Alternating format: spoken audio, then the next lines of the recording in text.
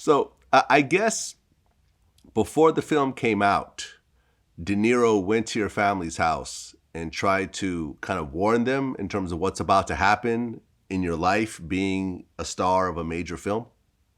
Yeah, he did. The film was released in October of '93. So he came, it was the summer, that summer right before. And to kind of like, because my parents, my father, rest in peace, died a little under a year ago.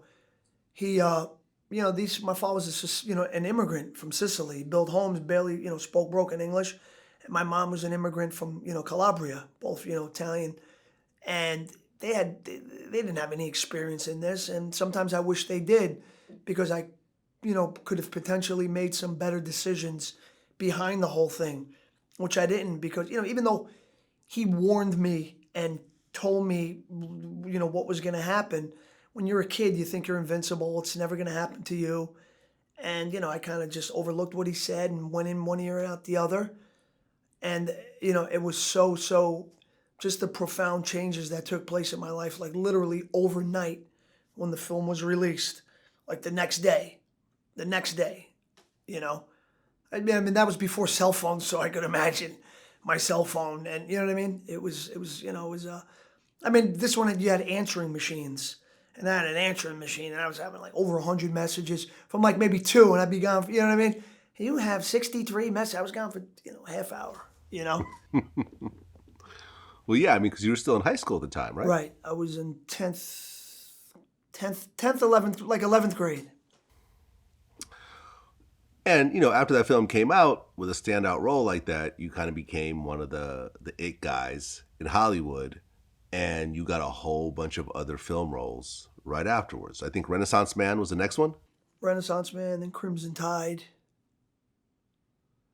Yeah, I mean Renaissance Man had Danny DeVito in it.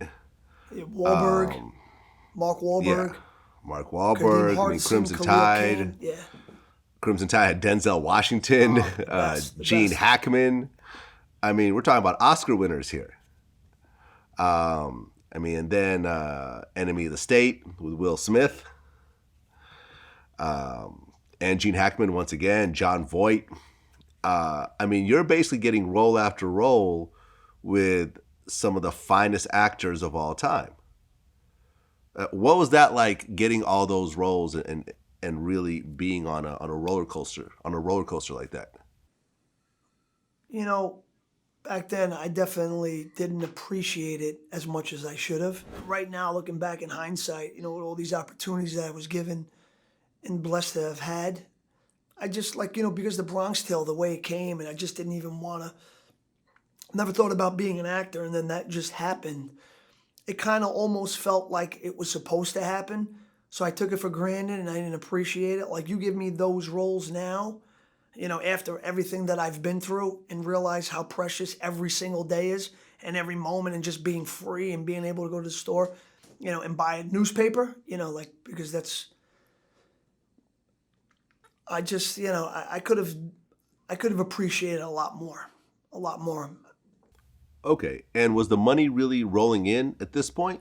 With all these roles, or Yeah, I did. I did. I didn't make millions and millions, but I did really well because I had also a role on a CBS series called Falcone. It was like the Donnie Brasco series. It was short lived because it was right around the time of the Columbine shooting, and because it was like a violent show, they kind of delayed the release. And then the way they aired it was like like an 8 night miniseries type thing, and we didn't get the ratings all the way through, so they gave it another shot in the summer. 10 o'clock on Saturday night, which wasn't the best slot time, and then the show just died.